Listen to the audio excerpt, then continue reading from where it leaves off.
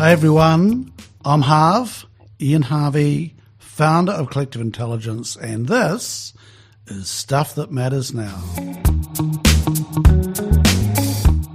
I am talking to Margaret this morning because of your work in the last few years. I mean, you've always been an interesting character, Margaret, but you finally applied yourself to something decent, which is bloody good to see. And yeah, thanks for coming down. It's lovely to have you here. It's absolutely fabulous to be here, Harv, and I so congratulate you on the work of CQ, and I wouldn't be here if it hadn't changed my life. Well, there we go. Thank you. And the conversation today is about you, not about collective intelligence, Marg. But look, this podcast, the reason we're having this is because of Marg's work recently, getting the Talent Central up and going. I'm really interested in this space. I'm going to jump straight into that, Marg, and just frame up where the idea came from. You're the founder of Talent Central. Mm-hmm. Can you just frame up for us where the idea came from, and then the journey going through to where it is now? Certainly.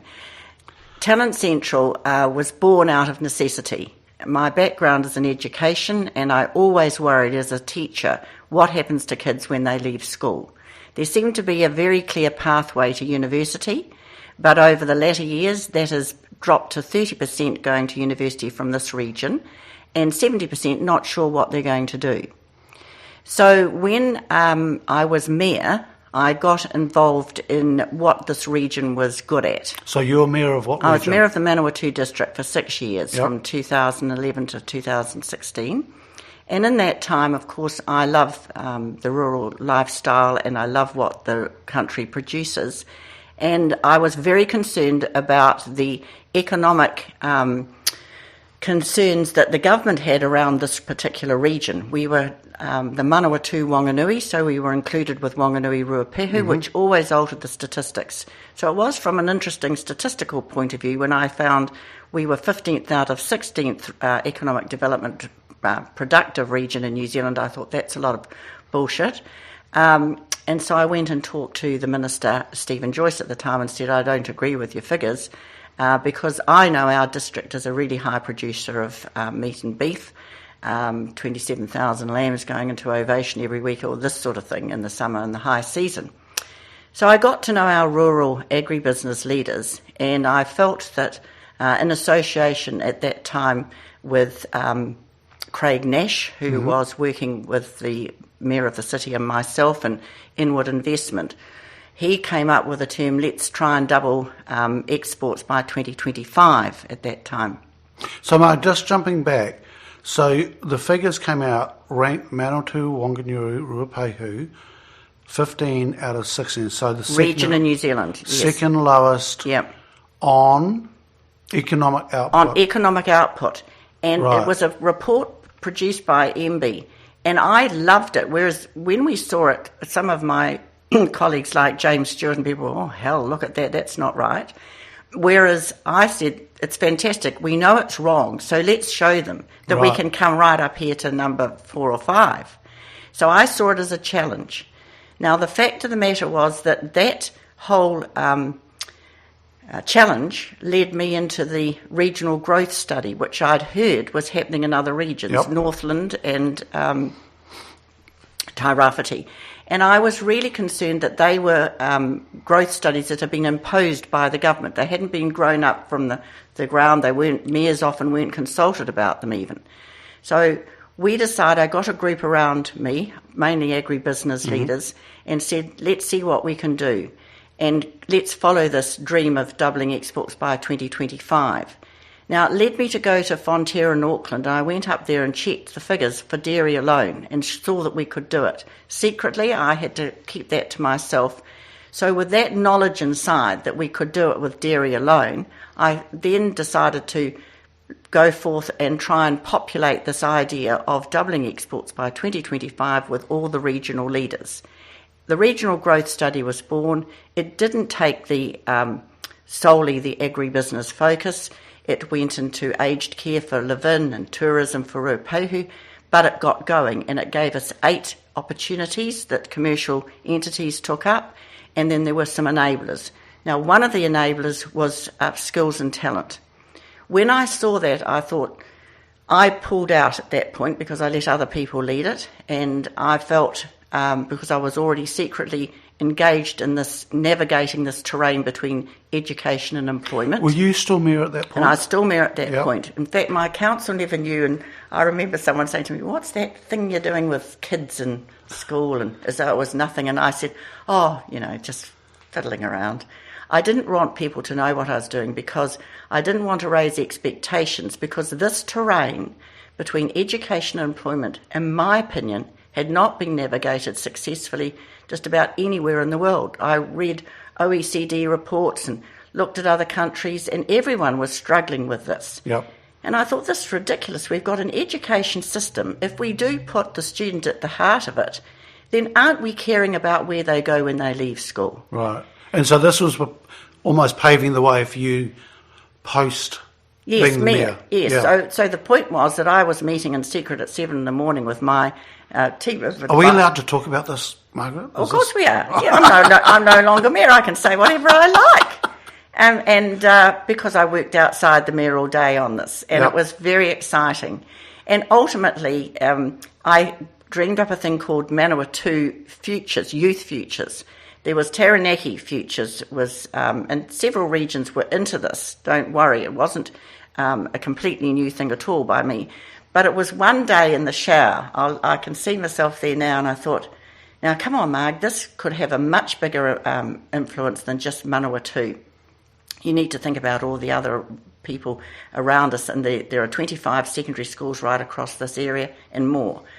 So I came up with the idea of Central. And Craig Nash and I had a term called "We are the middle of the middle million." Right. And we had this. Everything we did was, how can we attract people to the centre? Palmerston North and the outlying districts are really got over the middle million of New Zealand. And when we dealt with people overseas, inward investments like the Pro-Liant who are coming in, that captured their imagination. Wow, this outfit's the middle of the middle million. Yep. And so with that in mind, I thought, how are we going to sustain the workforce for the next 50 years? Yep. No long-term thinking on this at all. Everything I found about taking education to employment was very piecemeal. It was these 6 school leavers going to work for this person, tick, tick, tick, 2015, we got 35 people into work, great. Put it on the paper, everybody feels good. And they got a picture of it, and they think something's going, and I got so embarrassed. Everywhere I rang around the country, these were all small figures. Yep. Whereas we had nearly 2,500 school leavers. Where was the big number? So that's where Talent Central was born, and I have to acknowledge the help of Tyson Smith from Third Bearing, who was the brain that really drew the clarity around it for me, because I had Tyson in my office one day and I was yakking on as I do, and I said to him then, look, I'm trying to put this in a visual form, and he said, I think it might look something like this, Marg. And we actually had a stack from early... What was it like? It was very simple. I've always called him in to do this. I call him my big brain. But basically it was a stack from early childhood, primary, secondary, post-secondary, tertiary, and then the economic development area of the region, and then the whole of the country. It was just like a stack up like that, and on one side was the community, and on the other side was industry. So we had it like 2 bookshelves, bookcase, and these shelves on either side. Bookends, that's it. And I used to call it the stack. That was my model.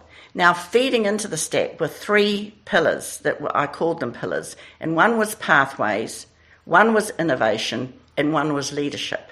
So running up through all of this, if you like, was the notion of pathways. So for a person way back in the early childhood, we've got the preschoolers who go, I want to be a policeman, or I'm going to be a farmer, I'm going to be a pilot, and my grandchildren are all into emergency vehicles. They're police, fire, and ambulance. And we kill that somewhere between preschool and primary school. And at the end of secondary school, well, nobody's got any interest in being policeman, fireman or ambulance driver anymore at all. Right. And those aspirations are not nurtured. And I'm going to be pretty rough and say that careers departments have been like down a hall with a lot of pamphlets and a teacher whose timetable wasn't full, so they made them the careers advisor. Yeah, it's not. Now that's a bit crude because there are some outstanding careers advisors in New Zealand. But overall, if you ask the perception of the careers advisor, they weren't given the PR status in a school. They weren't seen as the key link between the young person's existence in the secondary school and their possible future. So when I had my bookshop, I met a very interesting woman called Heather Carpenter, and she's a much underrated... So let's just flesh that out. So you had a bookshop. Oh yes, the bookshop. Poppies in Fielding. Yes. That's where I first met you. Oh, well, that was a delightful part of my life. Okay. Anyway, so you had Poppies, yep, Yeah, at the same time as being mayor. Yes, to begin with. Yep. Yes, and then this got a bit of a bit too much. And towards the end, I shut the bookshop in 2013. So that was 2 years into the mayoralty. But look, honestly, the bookshop was a community gathering. And I had lots of afternoon teas or soirees in the evening where I'd have a author come and share their work. Now, Heather Carpenter came one evening from the Hawke's Bay, and she was a careers advisor, still is. And she'd written 2 wonderful books, The Career Maze and Career Skills for the 21st Century.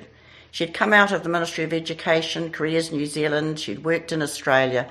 Very, very thoughtful woman who was now interviewing and upskilling young people by consultancies and maybe talking in secondary schools.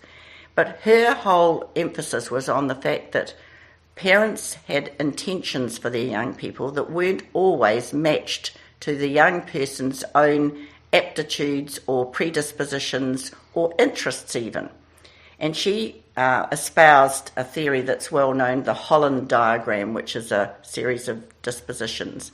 And Heather spoke to us that evening, and she alighted in me a possible way that we could be more intentional in our pathways development of young people. So with that in the back of my mind, this is what spurred. I invited her to come. As mayor, I ran a Where's My Job over there in the convention centre. And I invited a whole lot of businesses to come. And this was hilarious because they weren't competing. I said, no, all you construction people are there and all you hairdressers and beauty therapists are here. And the kids came through with a Where's My Job question to all of these people. And in the evening, all the parents came and Heather spoke to them. And I had a few young people who'd been recently left school and got jobs in this community, and they spoke. Now, it was a hit. And it was very simple. But the kids were saying to me, we never knew this was here. We never knew this was in Fielding. We didn't know these people. Whereas if I'd go down the road to Wiseman's who are fixing cars and whatever, I'd say, where do you get your kids from? He said, Fielding.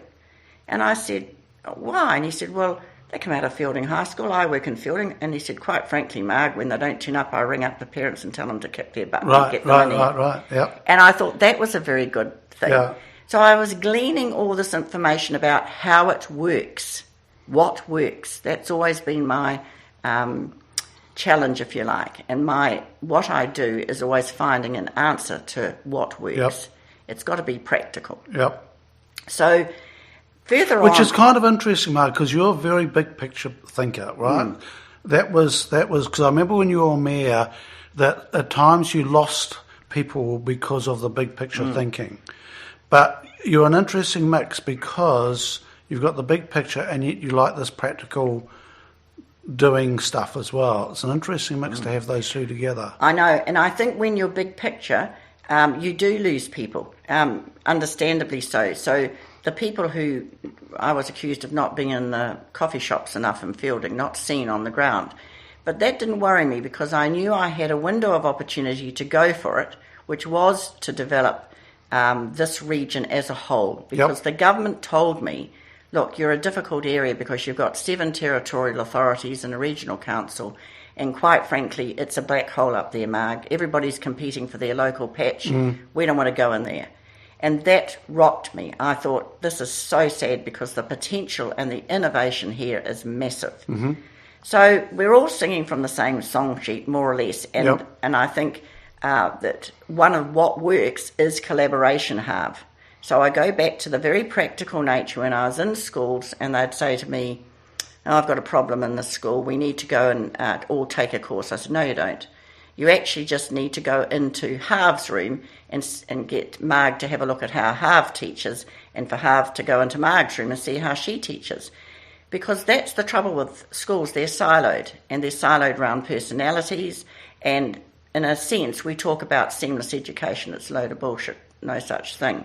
It's all piecemeal, and at the end of primary they fall down a big chasm and they meet up in high school, don't know where they are. They go out of high school. And I had principals, I'd say to them, what are we preparing kids for? Well, for their future. For what sort of future? Well, an educated future. I said, is this what schools do? Yeah, we prepare people for life. I said, oh, great. Has jobs got anything to do with life?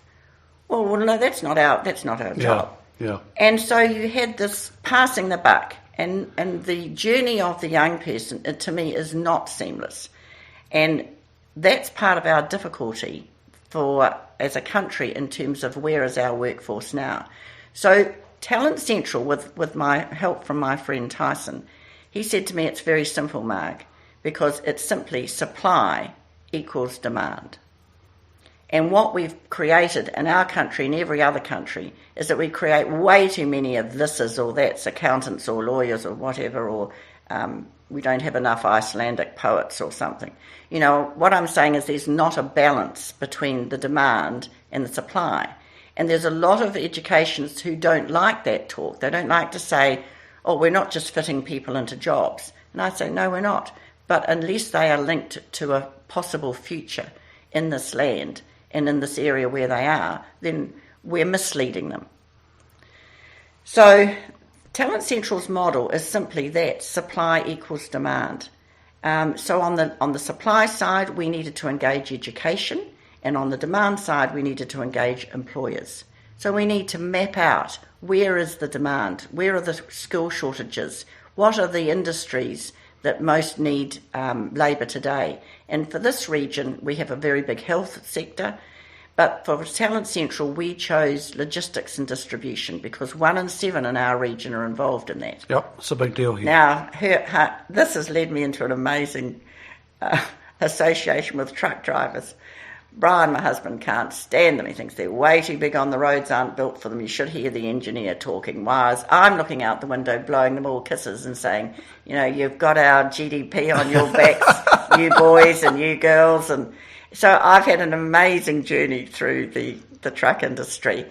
And it's fascinating because, honestly, in COVID half, who did we depend on? Mm.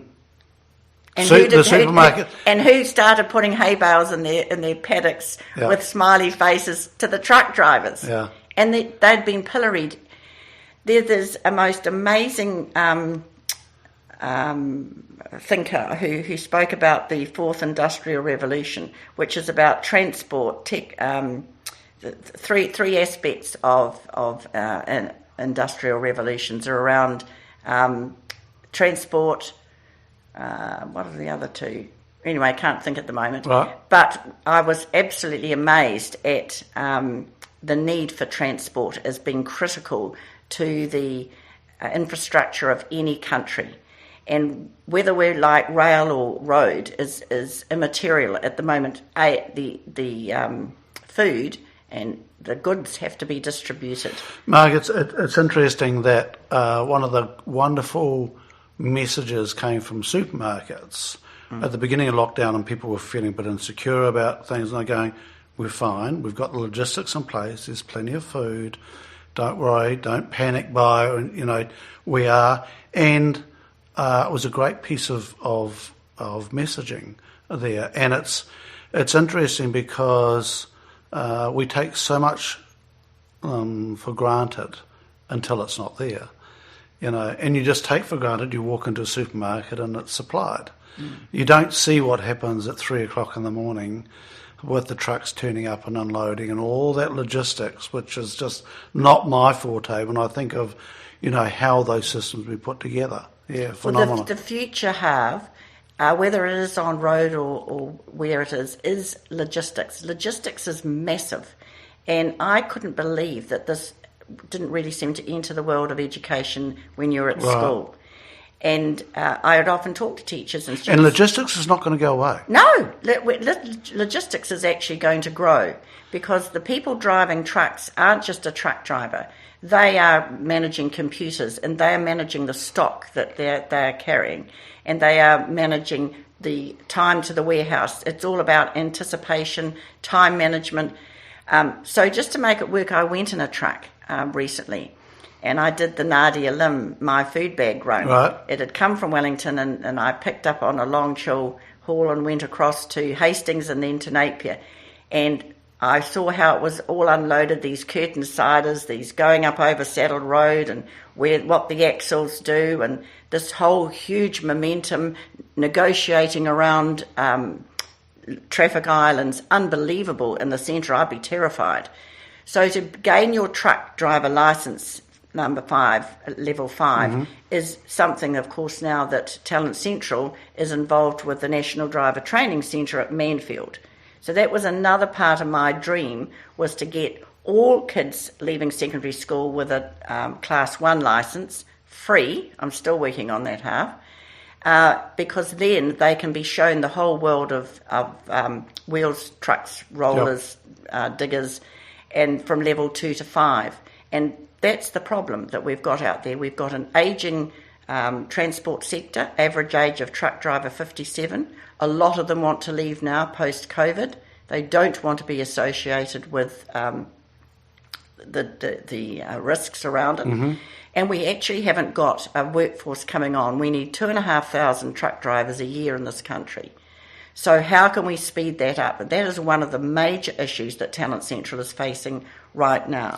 So just what I haven't got in my mind, so Talent Central kicks in while kids are at school or after school? Yes, so in order to build this pipeline of talent, if you're not grounded within the secondary school system, kiss goodbye to it. It's way too late to be placing kids into a sector or a level of interest post-secondary school.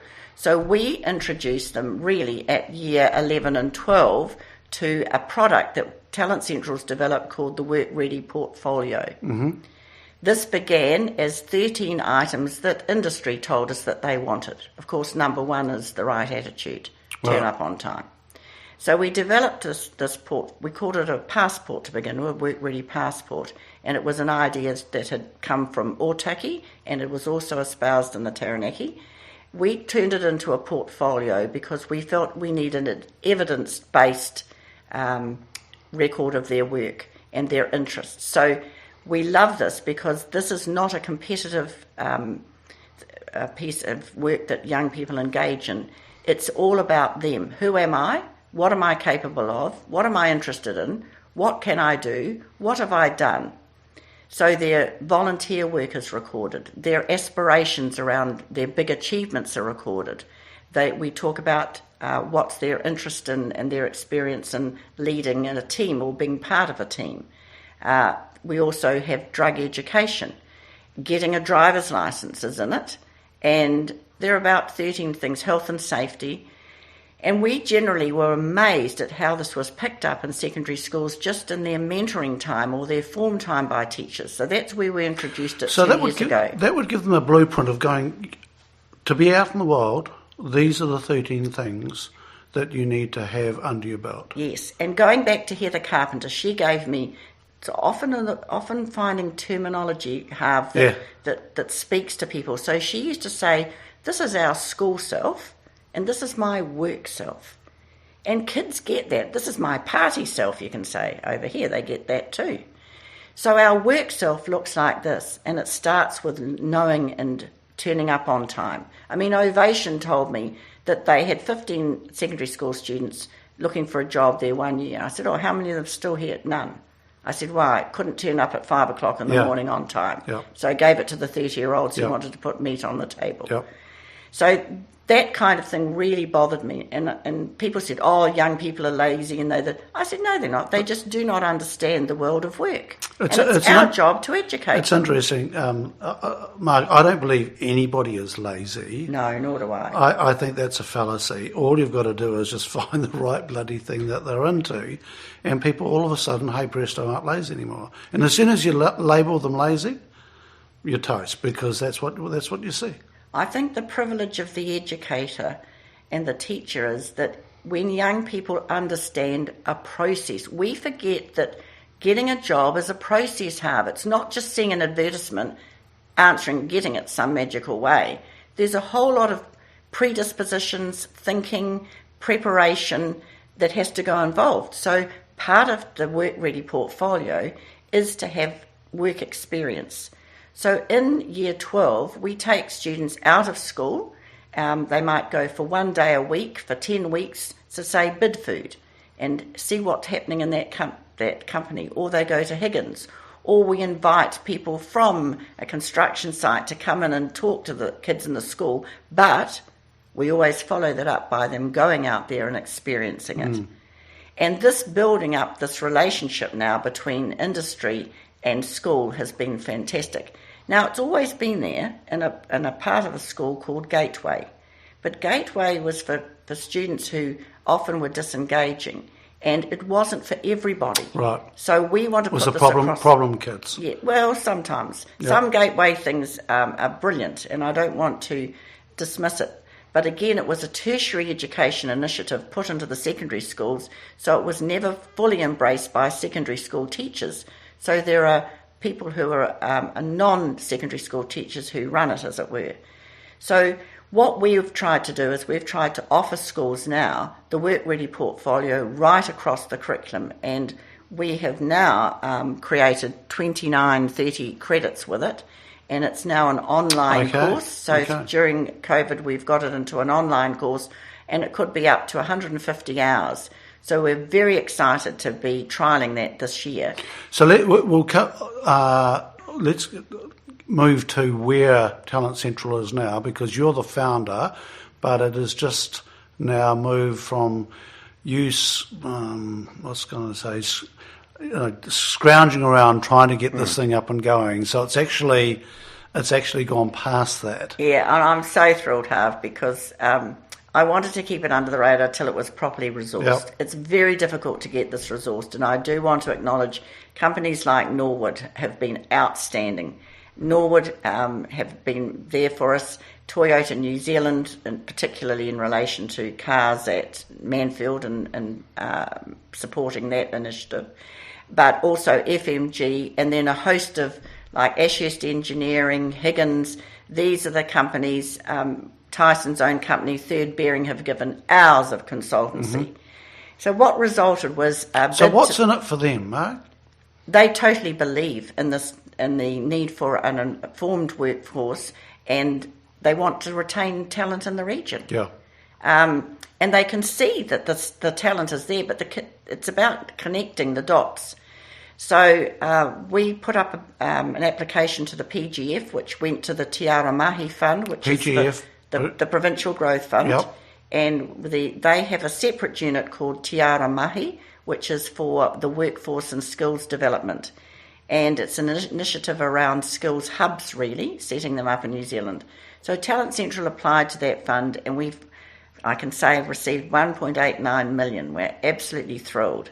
Third Bearing, which is Tyson's consultancy, helped us put the application in, and we were awarded that just earlier this year. Congratulations. So that then enabled me to implement just so people, because this isn't visual right now, but there's a big smile across the table for me seeing Marg say that.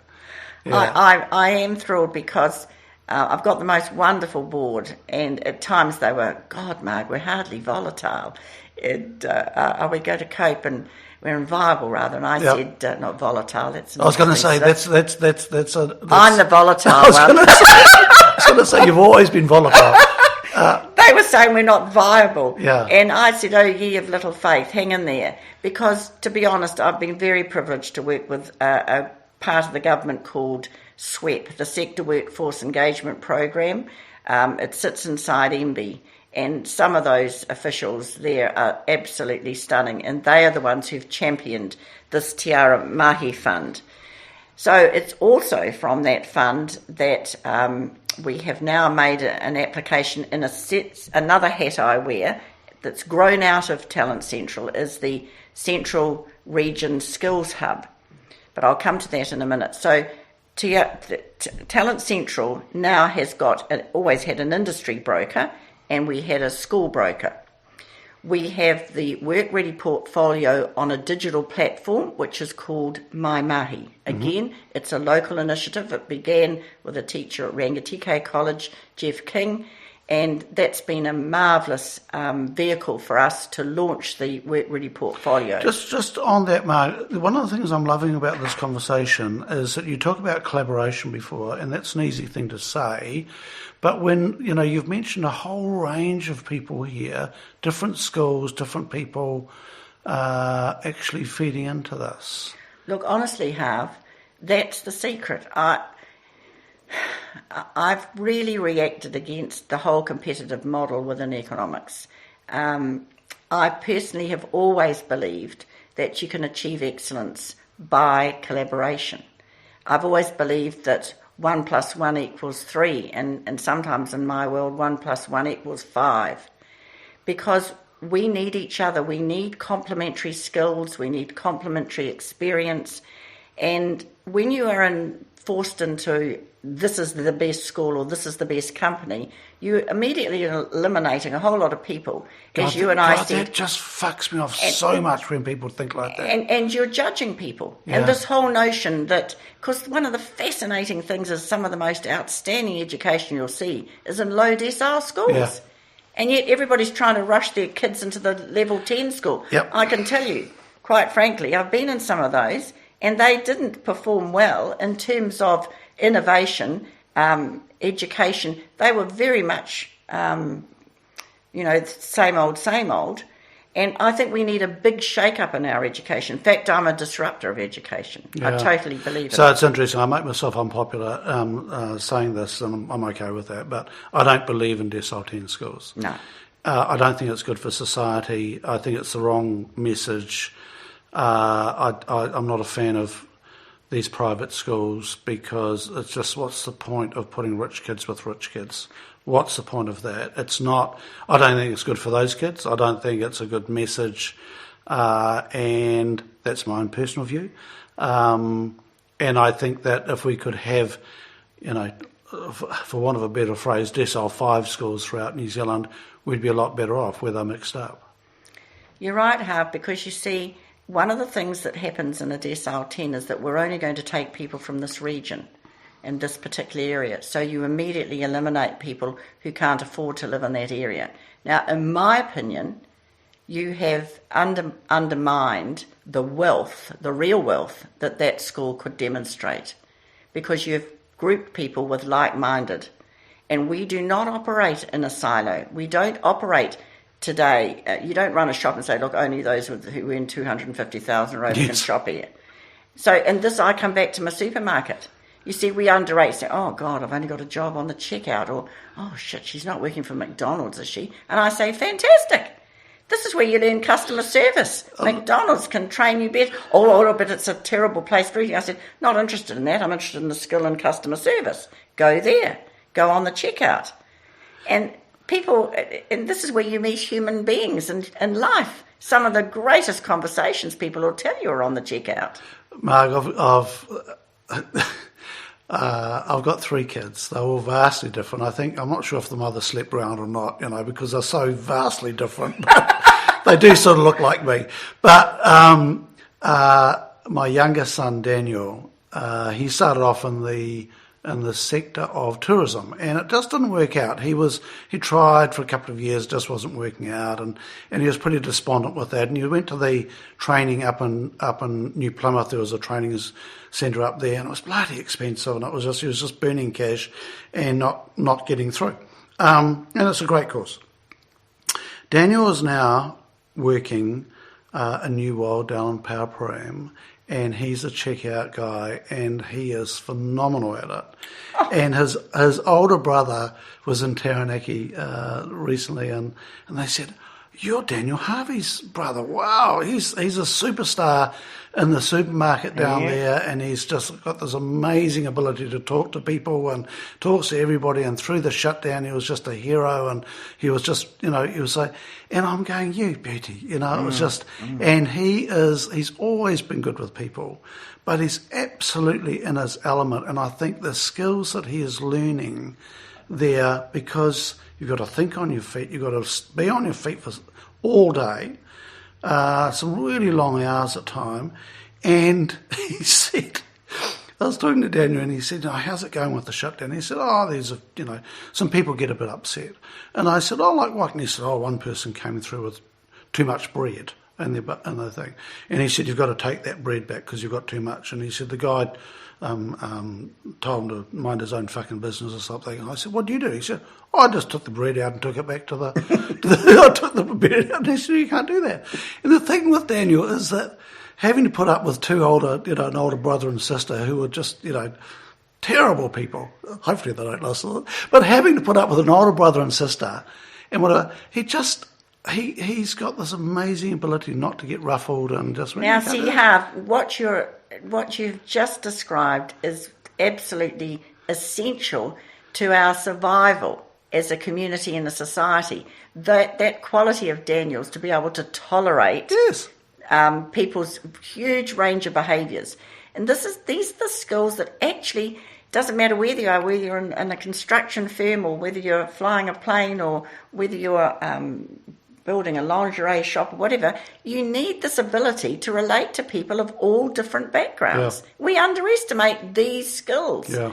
And these are called the interpersonal skills. Yeah. And we don't know what the future jobs are going to be, but I personally believe anything that involves human relationships is not going to be replaced by a machine.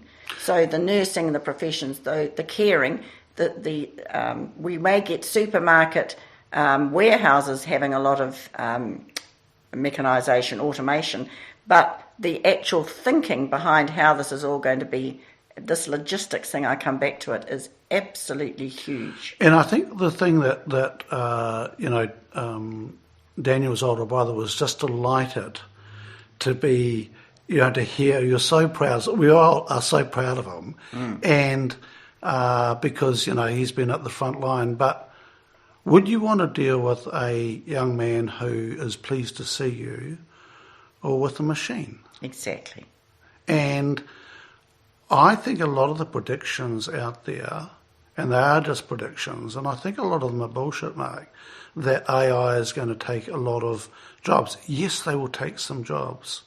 But if I could choose between interacting with somebody that actually wants to talk to me and engage, or a machine, even if it costs more, I would choose to go with the human factor, and I think it's really important. Well, one of the things that Talent Central is looking at the moment is developing an initiative within the health sector. And part of the work experience for young people is to go into rest homes and old people's homes. Now, it'll be a bit difficult post-COVID, but we'll negotiate it. But you and I both know the absolute joy between grandparents and grandchildren. Yeah. So it's an absolute no-brainer for young people, school leavers, to be engaged in that part of the health sector, in this public health area, in old people's retirement villages, for instance. Having younger people engaged, they just love it. So we are very much interested in people working within the health and disability sector from school, seeing this as a pathway for them maybe further into other aspects of the health sector. Mark, any schools, have you found any schools not wanting to engage with this program? No, none whatsoever. They've finally got it, and look, it takes the leadership of a school, of course, to embrace this half. Schools are funny. They think that they're so open to, any business can come in here, Mark, any industry. No, they come through the front door. I said, where do they go after that? Oh, well, they might go down to the club after that. Who engages with them? No, I said, and quite frankly, Harv, it's not teachers' job to do it. I totally get that. Mm-hmm.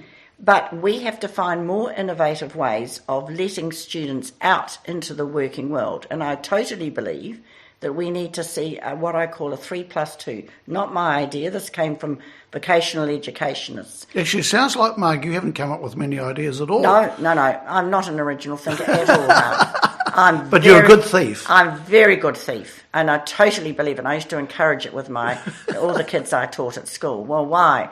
The original thinkers, they're really sort of almost in a recluse in a cave, I sort of think of them. They've got to come out and spread it, and then they need people like me who can make it infectious. Yeah. Or contagious. Yeah. Viral, you could call me, actually, Harv. Yeah, no, we could find a better term at the moment. That stock's a bit low right now. So what I do want to just make clear, though, that Talent Central isn't just about secondary schools, but you can see how long I've spent on this, because unless it's embedded there, the pipeline is not going to work. It's going to stop. So we are also doing a vocational package for the Work Ready portfolio that could be used within the army, that could be used in polytechs, that could be used with tertiary students coming out of international students or Massey University here. Lots of people who finish their degree still don't know how to actually get a job. Even PhD students, we work with them. Isn't that true? And I can honestly say it's a privilege to work with these PhD students and have them speak to industry. That's been one of the most moving initiatives that we've done with Talent Central. And I want to broaden that. So it's across the whole spectrum. So now, post-COVID, we've had to switch ourselves completely around from the long-term view of embedding the Work Ready portfolio and think about how we can now upskill people who've lost their jobs, retrain them, and direct them into future employment. So that brings me to the role that Talent Central plays in underpinning and creating this pipeline for the Central Skills Hub. So that is another set up by another board and another entity in this region that is just launching itself based at Manfield, so that it can work alongside the National Driver Training Centre. Mm-hmm.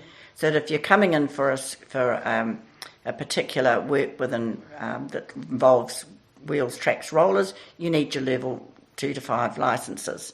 So a pipeline can be created between the supply that we'll help find and the training providers that will be operating there.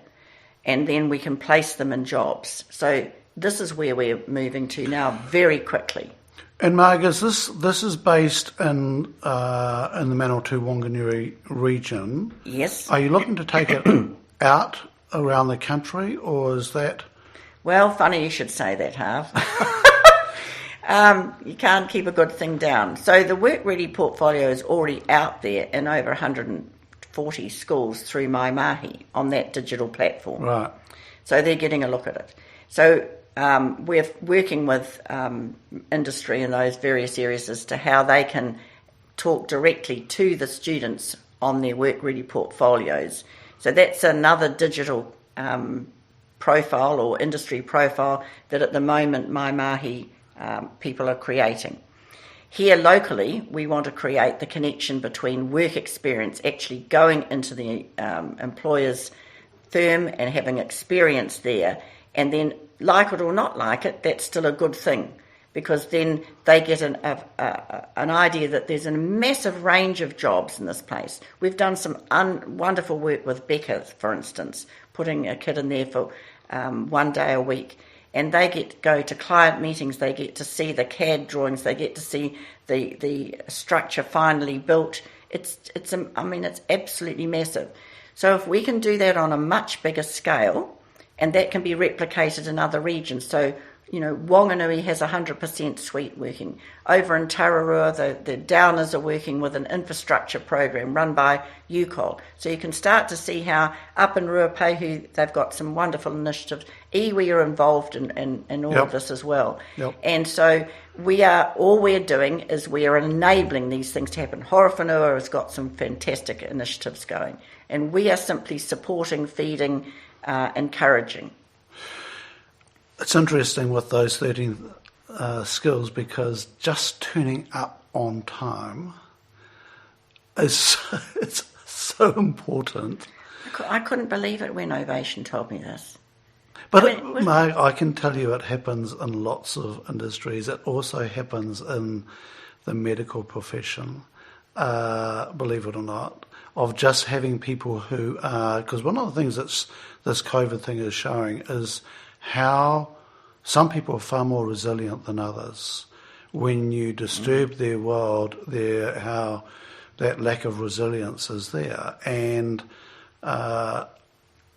so, I'm delighted to hear that that's, one of the things, because it doesn't matter how bloody smart you are, if you don't turn up regularly or you can be relied on, people lose confidence in you so quickly. So what you've just said is epitomised in these speed dating ideas that we have with students to meet employers face to face. Do you know, the kids tell me that meeting an employer is the most exciting part of the Work Ready portfolio.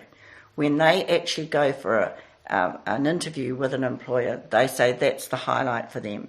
So we've decided to have lots of opportunities for that, and we might bring now, say, 60 kids to a place like Orlando and bring 60 employers, and we put them together. Sometimes they're in groups, and it's hysterical to hear employers from very different backgrounds sitting side by side. Like I see Alistair Hall from Fitzherbert Row and Hamish from Colespec, and they're talking to a kid about turning up. So there you've got your legal profession talking with your building profession, and yet they're giving it to them about, no mucking around, this is what it involves. Yeah. And the kids respect it. Yeah. But if a teacher was to tell them that, they go, oh. Yeah. See what I mean? So part of education has to be rooted within the community. We've got to open the doors, let the kids have 2 or 3 days out in the workforce, and then come back into school to do more of the theoretical. And look, one of the things that the other side of that, Marg, that sparked a memory was, and this was with Tim Myers, who's the CEO of Norwood, who you mentioned before. Wonderful. And it was interesting. I saw him at an event 12, 18 months ago, and it was some young people were there talking, and there were kids in school uniform. And at the coffee break, there were groups of predominantly white male sitting around, talking, and then there's school children over here in uniform. And I saw Tim break away from that group of men and went and talked to the school children, right? And it was such a wonderful thing to see, because that group of men was totally impenetrable for school children, seventh formers to go and break into. And Tim broke off there and went and talked to these kids who were just delighted that this guy would come and talk to them, and he spent the time talking with them. And I think, we have got to remember that we've got to be accessible and not scary or whatever, or that we're not on some bloody pedestal, because we know that's bullshit, and actually make an effort to go and engage with these kids as well. And it was a wonderful thing to see, and he intentionally went and did that.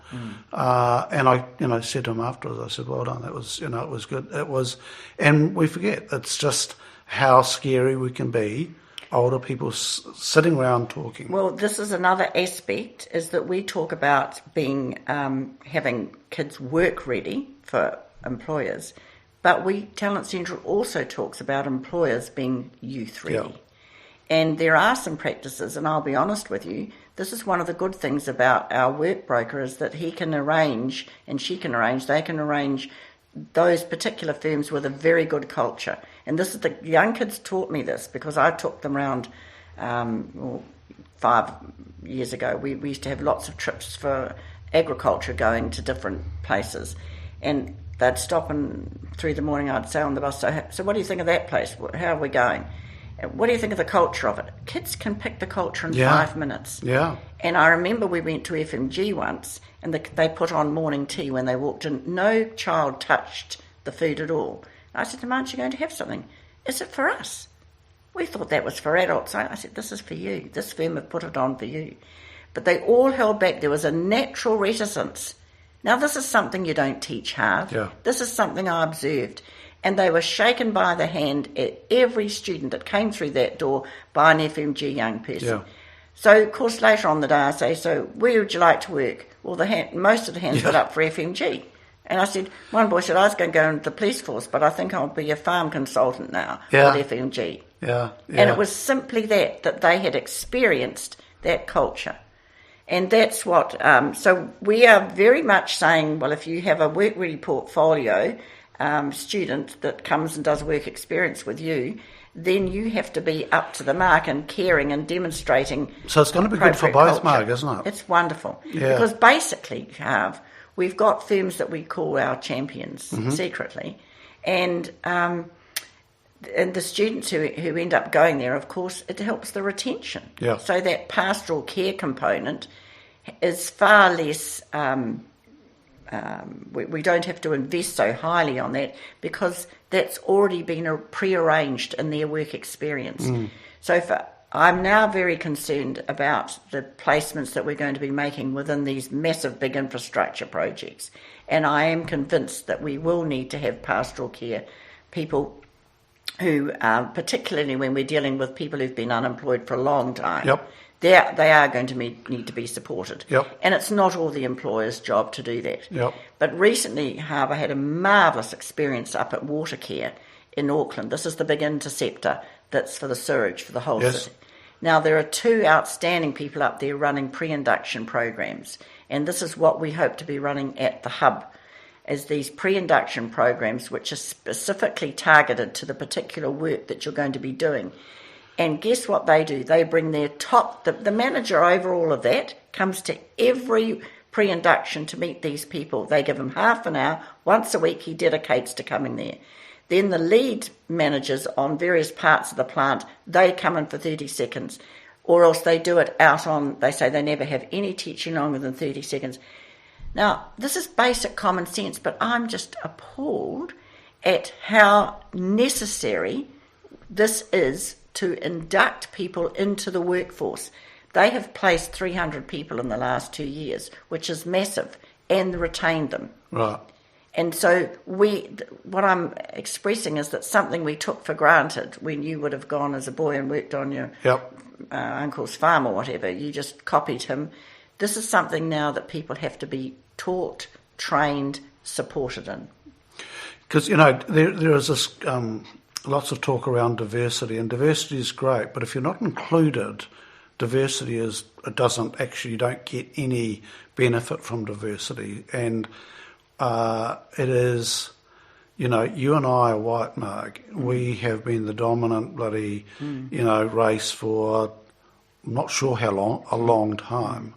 And that privilege of being white is very hard to understand just what that means for a whole lot of people who are not white or come from different backgrounds or different decile ratings. And, you've got to make an effort and get to know people and include them because the barriers are there and they're real for them. And when you come from a place of dominance or privilege, you don't see those barriers. I think it's we are all human beings, Harv. We didn't ask to be born, and we didn't know where we were going to be born. So why is it that we so struggle to accept people from different cultures and different places? They're a parent, they're a mother, they're somebody's daughter, son, there's some uncle or auntie. Why don't we get this? And why? And to me, the fundamental is fear. We fear what we don't know. We fear what is not familiar. And the more we can familiarise it, the easier it is. I went to the Middle East, and I remember sitting opposite an Arab in my first week, and I didn't realise that I was the only office in this place where there were women and men in the same office. Everywhere else they were segregated. Right. After 2 weeks, Ahmed said to me, "Mrs. Margaret, what do you think of us? What do you think of us, Arabs?" And I said, "Oh, we think you're a bunch of terrorists." And then I laughed, and he looked a bit taken aback, and I said, "No, not really, Ahmed." And then I said, "Well, Actually, there is some truth in that, because I come from New Zealand, and on the television screens I saw Arafat and the Palestinians. We didn't know, I didn't ever meet an Arab while I was at school. In fact, didn't know anybody who really was Muslim. And I said, would you believe I read children's books on Muslim in order to, because I got a job across here within 6 weeks, I had to find out. So I went to the library and learnt all about the Muslim faith through a children's section in the library. I didn't have time to read the Quran. So there began, and just because they were covered, we're frightened of them. Yeah. So when I came home and used to give talks on what it was like working in Qatar, I used to wear a hijab and a baya, and then I'd take it off one bit by bit, and I said, oh, it's just me.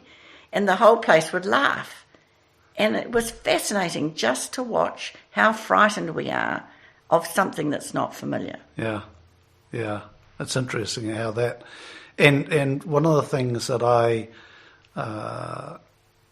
with the work we do with the diversity, when you see people mixing with people that they didn't used to understand, and then going, okay, so you're a farmer.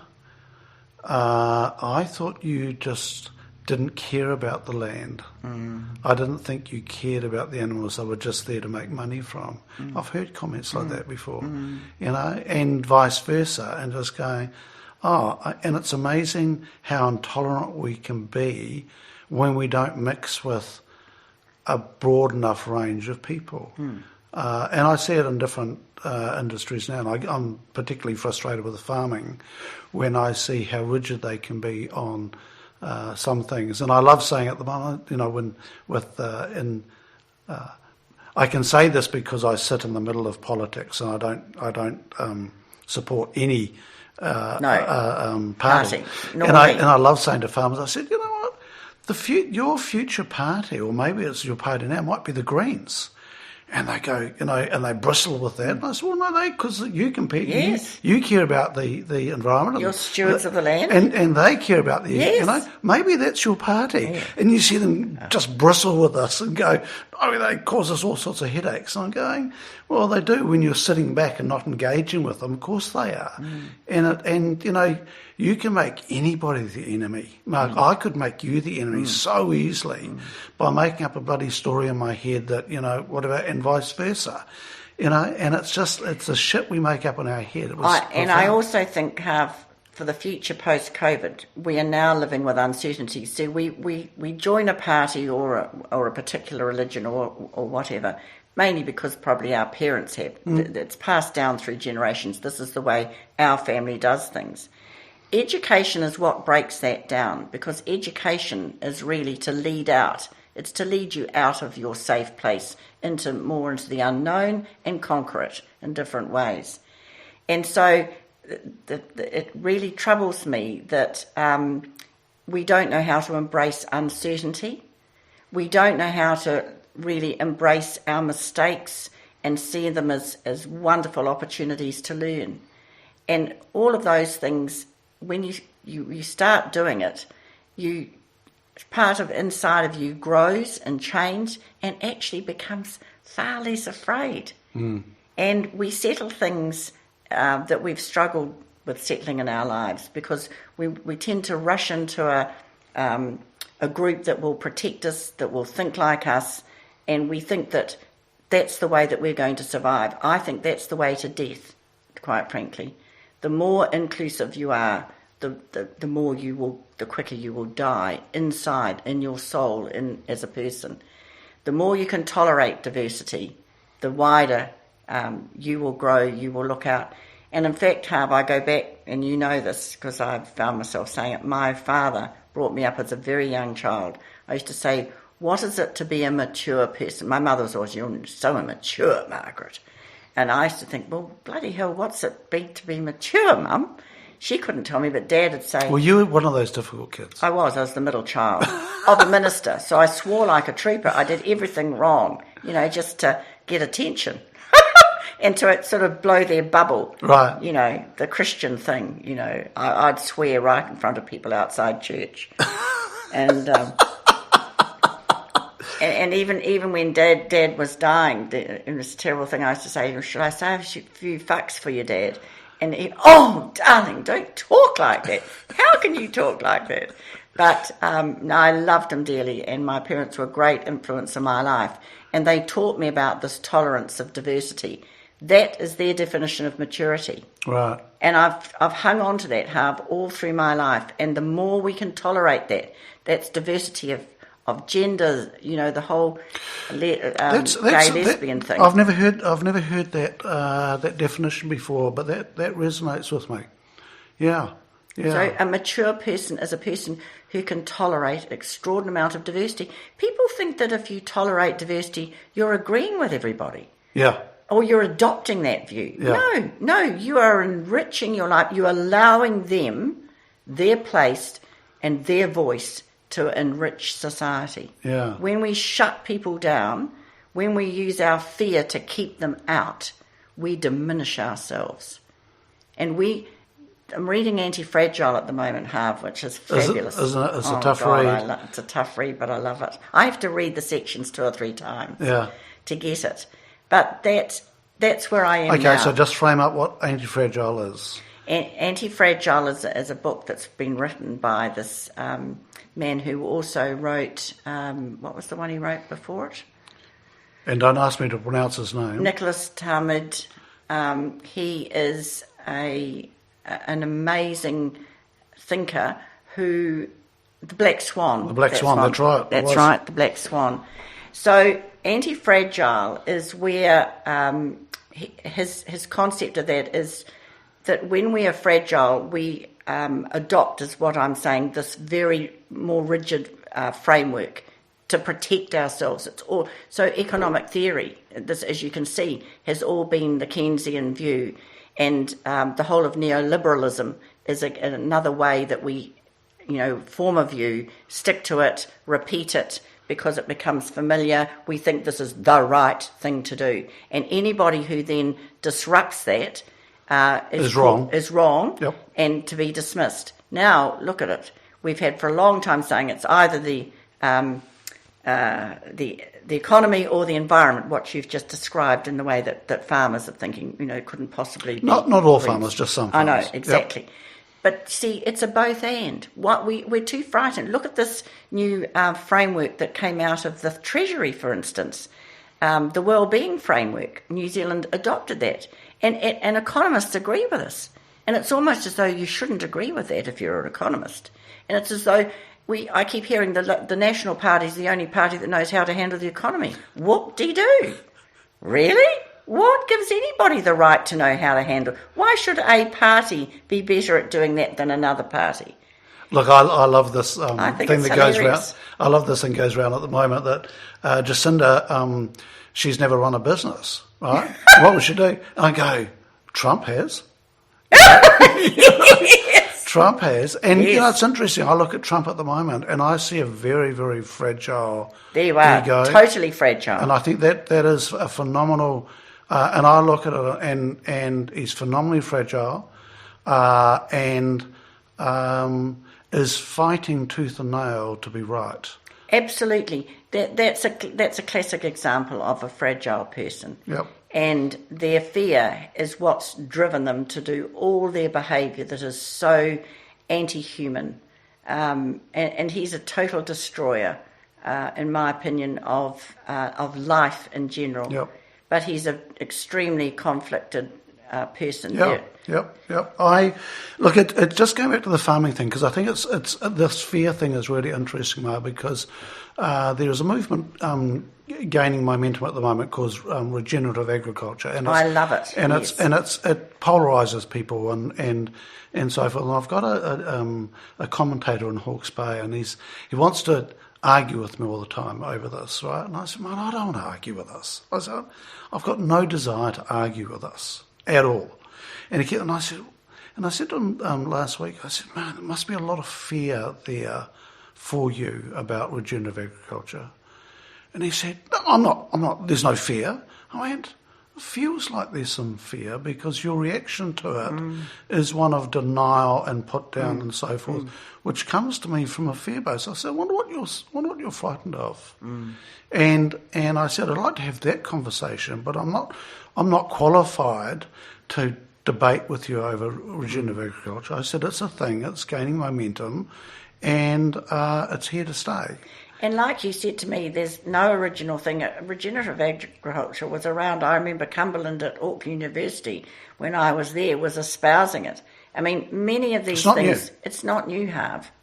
And in fact, a lot of what we're doing is going back to the future. We talk about that. I mean, look how COVID's taken us back to our grandparents. Look at how baking and cooking in your Isn't it wonderful? Isn't it stunning? Yeah. And I think that people have realised that acquiring things and the consumerism has really taken us down a wrong path, and that we all have valued relationships. There's nothing more fascinating than a human being. You know, it's when I started the week, I was looking at my calendar and going, I've got an interview with Marg at 9:30 on Friday, right? And I've been looking forward to it all week, right? Because it's this human connection. See, Harv, why I love you and I love talking with you, and I was saying this to Brian this morning, is because you tolerate extraordinary diversity. You came from a farming background. You could have been shut in a box. You could have been very right-wing, very exclusive. And you have allowed yourself to go on the journey. And I'm so excited by... This is what's really attracted me to you and to CQ, because you challenge everything that people fundamentally think of, even yourself. Yeah. You keep challenging yourself. But what comes out of it, and I think this is the thing that I love more than more grounded, more real, more tangible, more human people. That is what, why are we so frightened of embracing uncertainty, embracing change, embracing challenge, allowing ourselves to be accountable, questioned to the hilt, challenged on every possible thing? If we can embrace it and come through it like pain, it will teach us something. And it will help us sit together in a much more peaceful and a richer way. Thank you. That's it's interesting, just because I wonder where the key turning points were in my thinking, because I spent a lot of my life being right, Mark, and I was very good at being right and being sure of my opinion. Yes, but you see, because you've allowed yourself to change from that, this is why you're far more interesting now. If you hadn't put that energy into being so resolutely right or even obnoxious in being right. Oh, fuck, I can still be obnoxious. But the fact is, Harv, you're not anymore, and the fact you've come that journey, that's the authenticity of the whole process for me. If you just dreamt up being this eclectic, wonderful, open-hearted, open-minded person, that's never born initially, unless the parents are extremely liberal. So most people come your journey, but most of them choose not to go down the road of change or the road of confrontation. I think I want to say to people, caring enough to confront is a wonderful phrase, Harv. If we truly care, we will confront. But so often people are terrified of confrontation, especially Christians and people who want to be nice to people. They go around and say, oh, no, don't upset them, for God's sake.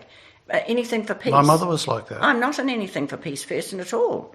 I'm for a bloody good row. Yeah. Because that is what's sometimes the most loving thing to do. There was a young man in New Zealand just before lockdown, and I would imagine he got out of the country. He is, I was going to call him Jewish. He wasn't. He was Catholic. He was a young Irish chap, and he was training to be a priest, and he went to his senior and told him he was gay. And he said, well, we don't have gay priests, so you can't continue. And he laughed because he said there's lots of priests who are gay. And so he couldn't become a priest. He's written a book and has got a movement going which says, for God's sake, argue. And he has set up this he was talking down to Dunedin, he set up this wonderful thing called 10 by 9, where 10 people can come in and talk for 9 minutes in an evening, and I'd love to set it up in New Zealand. Sounds good. And and you pick a topic, and he said the key is that you're allowed to tell a story related to the theme of the evening, right? So 10 people, and so it goes for 90 minutes. The key thing is that you're not allowed to give the moral of the story. You're just to tell the story. And he said what was interesting with that people realised when they couldn't give the moral of the story changed for them. Because they would tell the story, and when they didn't put their own overlay over it, because we really want to do that and tell people this is what the story means, Marg, right? But if I just tell you the story, then you can take it however you want. And he said the number of people that would tell the story and come out and went, wow, the story means something completely different to me. See, that's the wonderful thing about a parable, and that's the wonderful thing about storytelling, Harv. It is, and that's what fiction, of course, I come back to my books, because it allows you to put your own interpretation and to let it speak to you in your own unique way. Often you come out of a movie and people have taken very different... Yes.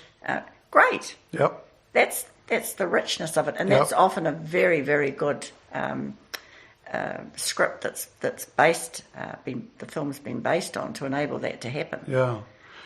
But this thing of arguing that people are reluctant to argue because if we argue, you might not like me. Yes. Or I might not know how to stop myself and let my emotions sort of get the better of the whole thing. And next thing we're in but I think, look, empathy is easy to say, and it's a hell of a thing to get your head around.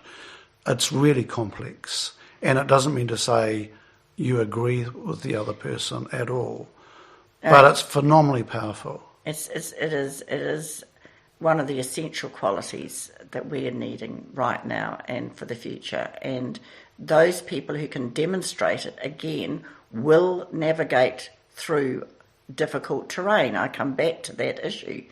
That if you're going, you have to have it in your toolkit, or you're not going to get there. Yeah.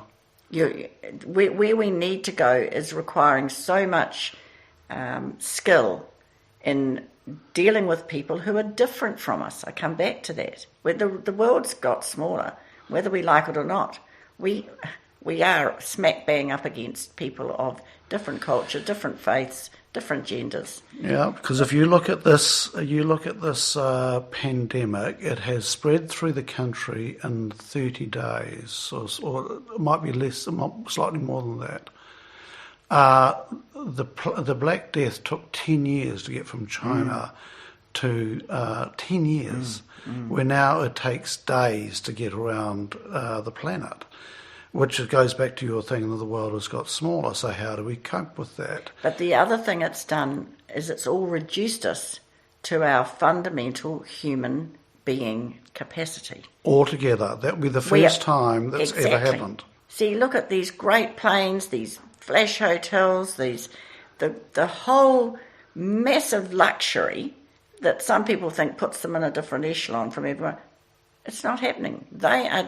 Everybody's reduced to being at home, getting on with people they might like to get on with, having to share food.